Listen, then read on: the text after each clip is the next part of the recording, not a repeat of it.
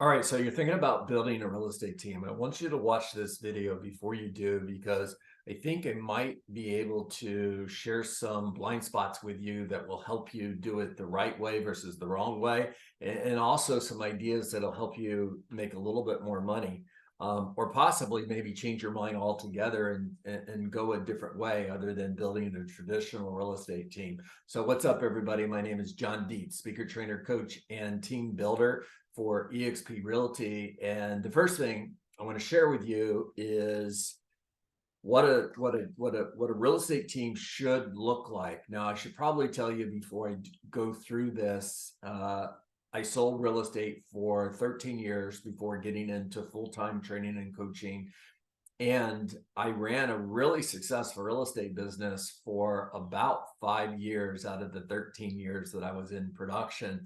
Now, I want you to do the math. And what I'm saying is that I pretty much sucked at it for quite a while until I got it right. Now, if I could go back and do it again, I would do it completely different. All right, let's go to the whiteboard. And first of all, let's just talk about what a real estate team organizational chart should look like. Okay, at the top we've got you're the Rainmaker. All right, now you're building a team because you build a real estate business to a certain level of success. You're closing 3-4 sales a month, and you want to leverage real estate agents, talent, in order to grow your business bigger. Now, what most real estate agents do is they start by hiring a buyer's agent. That's a big mistake. So red flag number one, don't start by hiring a buyer's agent. I want you to start by adding administrative staff, okay? So your first hire should be your lead administrative assistant if you're going to build a team, all right? Now, this person's job is the 80%. The things that you're currently doing that are not dollar producing activities for you. And the whole idea behind this is by hiring the right person, key. Make sure you get that. If you're taking notes, write it down. By hiring the right person as your lead administrative assistant, you're going to have more time to spend in your 20%, which will lead to more production, more money, and more profit. So even though this is an expense, it should end up becoming an investment. All right, now you're still not ready to hire your first buyer's agent yet, or your first agent yet. I want you to keep building the kitchen before you build the dining room. I want you to build the back of the house first before you build the front. All right, now, so the next hire would be another administrative assistant. Let's say it's a closing coordinator or a transaction coordinator. Now you're starting to get a base where, in order for you to be able to go out and hire that first agent. All right, now one of the things that has changed in the last 15 years is 15 years ago, we would build real estate teams and we would have buyer agents over here. We would have listing agents over here. And even though there's still a few teams operating like that, for the most part, that's not how it's done anymore. You just have sales. So you've hired your first agent and you're probably putting them on a 60-40 split, maybe a 70-30 split. We're going to go into budget here in just a second. And if you're running the 30-30-40 model, 30% goes to cost of sales, 30% goes to expenses, 40% goes to profit. This is not supposed to be any more than 50%. In other words, 50-50 split. However, try hiring talent on a 50-50 split. Not easy to do. Okay, I'm not saying it's not possible, because it is. And more than likely, it's going to be somewhere around 60-40, 70-30. I'll go with 60-40, okay? So 60-40 split. Now, 60% goes to you as the Rainmaker, 40 backwards. 60% goes to the agent, 40% goes to you as the Rainmaker. All right, got that right. Now you're building out your team and you want to hire another real estate agent. Okay, that's cool because you've got the base. You can do that. So you hire agent number 2, also on a 60-40 split, 60% to the agent, 40% to you. And you're probably going to start looking at this group over here and make your next hire maybe a director of marketing. Now, the director of marketing's number one job is to create leads that are feeding these guys over here. All right, now that also goes back to the budget model, because in order for you to create leads for the agents that are on your team, you're going to spend money on marketing. And all of these expenses are supposed to add up to no more than 30%. Cost of sales is the money that's going directly to the real estate agents, and it's the money that you're paying your broker. So if you're on an 80-20 split with your broker, for example, you're paying your broker 20%. If there's no cap, you're paying your broker 20% forever, and you're giving 60% to your agents. That leaves 20% to you. And if your expenses are 30%, you do the math, it doesn't work. All right. We'll keep going though, because I don't want you to give up on this yet. All right. So you're building out this team.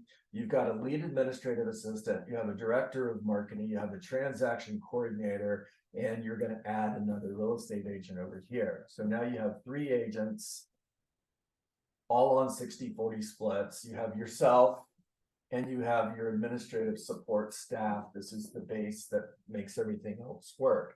By this point, you personally should only be going on listing appointments. That's your number one job. Actually, you have 2 jobs: lead generation and go on listing appointments and take listings.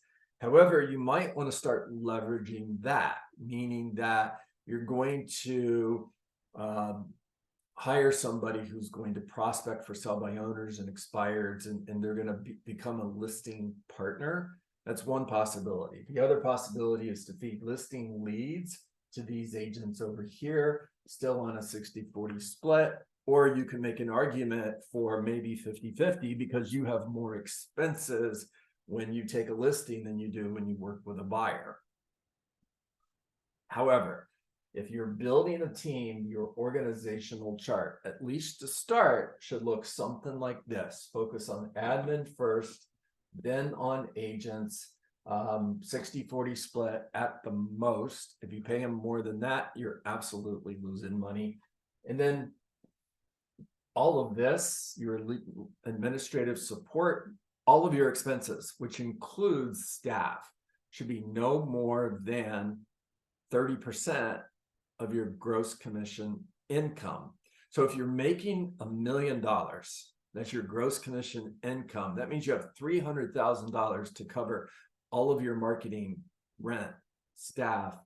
All of those expenses can be no more than $300,000. One of the challenges with that is if you're hiring talent in this group right here, you're probably looking at 50,000, 36,000, 36,000. That's 72, 122. So you got 122,000 just in administrative support. That leaves 180 for everything else. Could be a challenge. All right, we're gonna move from the organizational chart. The next part of the conversation is there's 4 reasons people join your team. All right, so look at them like this. You got 4 pillars of support. Number 1, you. Real estate agents are going to want to be a part of your team because of you. You're the charismatic leader that they want to be in business with. This is awesome, except the challenge with this is this wears out. In other words, if they joined your team because of your charismatic leadership, that's going to burn out after a time. And if they joined you for that reason, they'll leave for the same reason. So you don't want that to be the main reason why people joined your team. All right. Pillar of support number 2 is administrative support. It's all of that admin support that we talked about just a moment ago that is going to give the agents who are part of your team an opportunity to focus on their 20% because you're providing that administrative support that is the wind beneath their wings that gives them an opportunity to focus on their 20%. All right, so that's the second reason they're going to join your team. Number 3 is training and coaching. And who's providing that training and coaching? If it's you, here's the challenge. you're still in production. Matter of fact, you are probably the number one salesperson on your team, and your sales are more profitable than the other agents that are part of your team because you're paying them 60%, whereas you don't have that cost of sale when it's your own sale. Now, when you take yourself out of production in order to train, coach, and support your agents, what's going to happen to your production? It's going to go down. Now, if you focus only on your production and you don't spend time training and coaching your agents, what's going to happen? Your agents are going to leave you. So what do you do? It's a good question. All right, the third pillar of support is, actually fourth pillar of support, sorry, lost track, is leads. Now, this is big. Agents are joining your team, and if you ask real estate agents what's the number one reason they join a team, they're going to tell you leads. If you're building a team, you've got to have a strategy for how you're going to feed those agents leads. Now, you may be paying money, pay-per-click or Zillow Flex or another source for leads. The best source is your listings, by the way. List a lot of properties. That's what I would do. That's what I did in order to feed my agents leads. But so many teams today are buying leads. Here's a challenge I have with that. If I mentioned Zillow Flex, if that's your strategy, well, there's 40% right there. That just blew your 30, 30, 40 model. You're not making any money. All right. I'm going to share my screen with you for a moment, and we're going to talk about one more thing before we wrap this up. All right. So if you look at my screen, give me a moment to move everything around. The budget model, based on 40% profit, says cost of sales should be 30%. In other words, if my gross commission income is $1 million, my cost of sales is $300,000. Remember, that's the money that's going to the agents who are part of my team, and that's the money that's going to my broker. And the only way you're going to keep your cost of sales at 30% if your agents are on a 60-40 split, 60% to them. The only way you're going to keep your cost of sales at 30% is if you personally are doing most of the real estate business for your team. And when I say most, I mean at least 70, 80% of the production. What you're going to find in most cases, interview enough teams, you'll see what I'm saying is true, is their cost of sales is actually running about 50%, not 30%. All right. The next part of the 30-30-40 model is expenses. This is marketing. This is staff. This is lead generation. And again, the way the model is written is this should cost you no more than 30%. In reality, it's probably running about 4%. So what do most team owners find? They find that they're doing $1 million in profit or gross commission income. However, their net profit is 10% or $100,000. And the question I would ask you, is it worth it?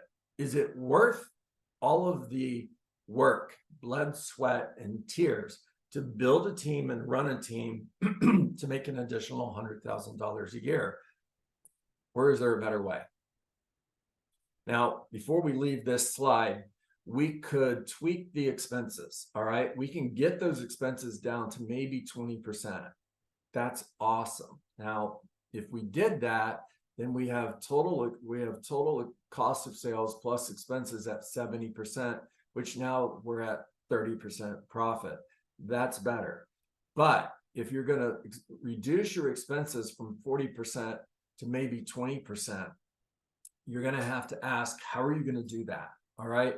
Remember that administrative support group that we just talked about. In order to earn $1 million gross commission a year, staff alone is going to be about $120,000. Okay, so there's 12%. Now you have 18% left for marketing and all of the other expenses. My position is I don't think it's possible, but I'll make an argument for that for you because I want you to be able to do this if you choose. All right, should you build a team? if I were getting into back into production today, which I am, but here's the difference. The team that I'm building is what EXP calls a self-organized team. Now, the agents who are part of my group, they're selling real estate. Matter of fact, they're selling a lot of real estate. In 6 months, we've grown our team to about $240 million in production. So we're doing really well there.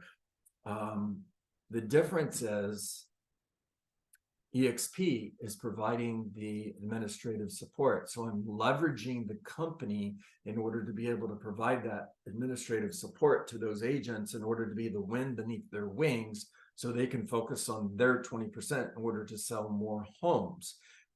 Training and coaching, rather than training and coaching coming directly from me, even though I am a trainer, I am a coach, and I work with my agents and helping them get into production, sell more homes, make more money, build their own real estate business that provides income for them, whether they're working or not. I'm leveraging the company in order to provide that training and support. It's not directly through my team. So this new way of building a team, this self-organized model, allows you to build a team bigger. First of all, you don't have to keep adding administrative support as your team gets bigger, because EXP has 17,000 employees and 16 brokers in the state of Florida. So they're large enough to be able to handle any size team that you could potentially build. The other advantage to building this self-organized team is there's no geographic limits. I can have agents in Southwest Florida. I can have agents in South Florida and North Florida and Orlando. And then I can also have agents in other states. There's no limit to how big or how wide I can grow this. And again, the expenses for me are always going to be the same. The amount of work that is going to be required in order to support those agents is always going to be the same. And this self-organized model actually gives me an opportunity to create an organization, a group, a team that's providing high six-figure income every year, even when I'm not working. So if I were building a team today, I would focus on building a self-organized team through a platform-based real estate company. Now, I've mentioned EXP a couple times. There's a couple others out there. So this is not 100% EXP. I'm not recruiting you to EXP. I just want you to think that if I'm going to build a real estate team, the way real estate is done is different today than it was 20 years ago. And even though teams were considered disruptive 20 years ago and the industry was changing, and the greatest change that we saw was real estate agents were forming these teams in order to be able to sell more real estate through leverage, and that's a great thing. It's not necessarily what you should do today. I would look for a platform-based real estate company that's reduced all of the expenses that a typical pipeline company has, mainly bricks and mortar rent and staff. Those two things together are eating up profit. So I would look up for a company that has that platform-based model. And then I would look for a company that would treat me as a partner and share the revenue with me, and also give me an opportunity to have equity ownership in the company. And I would build a large real estate organization that creates high six-figure income, $500,000, $600,000, $700,000 a year in revenue share that would continue to come every year for the rest of my life, even after I stop working. If I were building a real estate team today, that's what I would do. Matter of fact, that's what I did.